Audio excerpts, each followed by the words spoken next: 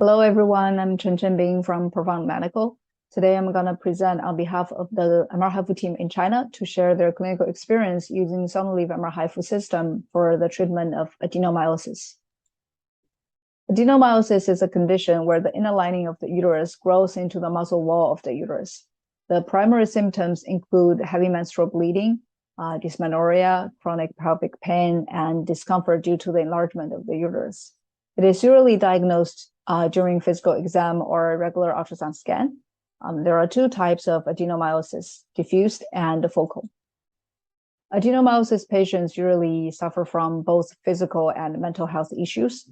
In China, the prevalence is 8 to 27%, and over 80% of patients are around 40 to 50 years old. But recently, more and more younger patients around 20 years old have been diagnosed. Some severe symptoms will significantly affect the patient's quality of life, and hormonal treatment is not always effective. And the only way to cure adenomyosis is hysterectomy, but that is obviously not acceptable for all the patients. So a non-invasive intervention to keep the uterus and fertility in a safe, fast, and effective way is highly desired. So MR-HIFU treatment became a great candidate for treating adenomyosis. In our clinic, we're using Sonalleve MR-HIFU system, which can non-invasively focus the ultrasound energy into the lesion to cause thermocoagulation of the tumor tissue. It is proven to be effective in treating uterine fibroids, but when using it in adenomyosis, there are several challenges. First of all, it's difficult to define the lesion boundary, so some safety considerations has to be considered. And highly acoustic power and energy is usually required because the lesions are more vascularized compared to uterine fibroids. So the heating efficiency may not always be optimal. In order to successfully treat adenomyosis using MR-HIFU, we came up with several protocols. Well, first of all, before the treatment, based on the patient's size of the uterus and the lesion, we may give this hormonal treatment called GnRHA to the patient to reduce the size of the lesion and control the blood flow. And similarly, after the treatment, based on the patient's requirement, we can implant the IUD called Mirena to maintain the long-term treatment effect. And last but not least, we're using the enhanced MR-HIFU system for its better performance for more efficient heating. Before I share the clinical experience, I want to briefly talk about our team. Dr. Yu Zhang is the primary gynecologist and who will be seeing the patient at the first time. And upon referral, the patient will go to the Department of Radiology to see three outstanding radiologists, Dr. Zhou, Dr. Shi, Dr. Ye. They will be responsible for the treatment. The treatment itself is conducted in Beijing Eden Hospital, equipped with the Sonalleve system. And the whole procedure is supported by a great team. So the team started using MR-HIFU for treating uterine diseases in 2014, and they have treated more than 1,000 patients with uterine fibroids and adenomyosis. Over 2/3 of the cases were adenomyosis patients. First of all, the patients go to the gynecology department, and the doctor will provide patient education. If MR-HIFU is applicable, she will be introduced full procedure benefits and the potential adverse events. Upon referral, the patient will be sending to the Department of Radiology for a second round of screening on the MR-HIFU system. The radiologist will talk through the preparation and treatment procedure and provide medication prep if needed, and then proceed to the treatment scheduling. On the treatment day, the patient will come to the clinic, receive the treatment, and after 1 to 4 hours monitoring, she will be sending back home. And in the next couple of days, she will be able to return to normal life. The follow-up visit usually happens at 3 and 6 month time point. The patient will go to the gynecology department again with her MR images to talk about the symptom relief and quality of life for evaluation. Now let's see some cases we have treated in the past year. This is the first case. The patient was 38 years old with a lesion on the posterior wall of the uterus. The approximate thickness of the lesion was 4.8 centimeter. Her symptoms were heavy menstrual bleeding and chronic pelvic pain. So we injected 2 doses of GnRHA before the treatment.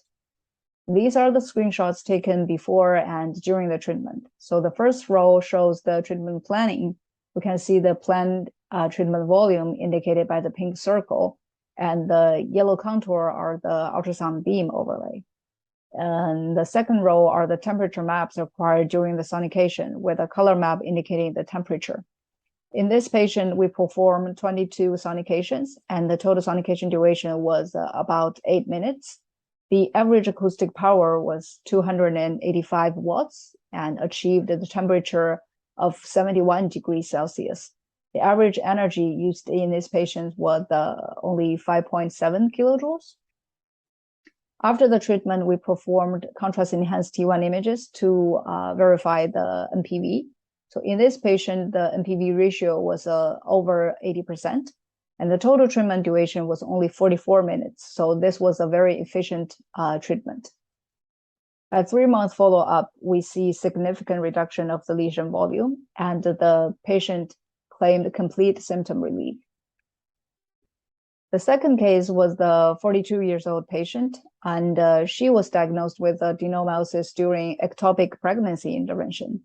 Her symptoms related to adenomyosis were heavy menstrual bleeding and anemia, which need medication control. So the physician suggested hysterectomy due to her, based on her age and the enlarged uterus, but the patient is seeking for a uterus preserving intervention. So she came to our clinic wondering if there's any way to keep the uterus for her.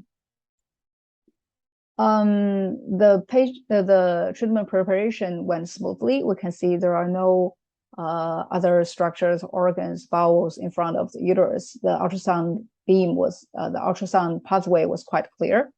But after we started the sonication, we realized the lesions were not heated well. So on this temperature curve, we can see that it took more than 20 seconds to increase the temperature into over 60 degrees. And another problem for this patient is because she was a little bit too thin. It was very, very sensitive to the breathing motion. So we can see on this temperature map indicated by the white arrow, there are lots of motion artifacts on the temperature map. So as a result, we performed 33 sonications on this patient, and the total sonication duration was about 800 seconds. But compared to the first patient, we used 360 watts on this patient, so it's much higher than the first case. The average maximum temperature reached in sonications were 68 degrees Celsius, and the average energy used was over 8 kilojoules. The immediate post-treatment NPV ratio on this patient was 95%. So despite all the challenges during the heating, we still got very good, very satisfied results for the patients. The total treatment duration was about 2.5 hours. It's still within the acceptable range of the patient. At 3-month follow-up, she received the implantation of Mirena, and we can see that the uterus size is substantially reduced, and she was very happy with the treatment outcome. So in conclusion, for all patients treated throughout 2021, 94% achieved an NPV ratio higher than 80%, suggesting good clinical outcomes. And based on our experience, we thought it is for some patients, especially the size of the uterus or the lesion were too large, it is beneficial to inject GnRHA for treatment preparation. And similarly, for patients who do not have pregnant plan, it is useful to implant IUD to maintain the long-term treatment effect. Due to the highly vascularized lesion, higher acoustic power is required. So a better performed system is also highly desired.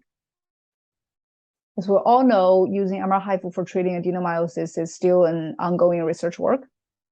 So our next steps is to first extend the follow-up period up to 60 months to monitor the recurrence rate and the re-intervention rate. And we also would like to consider additional aspects to the clinical outcome evaluation, such as the improvement of quality of life, symptom relief, and the size reduction of the lesion. Last but not least is to summarize the clinical experience and create standard treatment workflow to be used by other hospitals to improve the treatment outcome. That's all. Thank you for listening, and I'm happy to take any questions.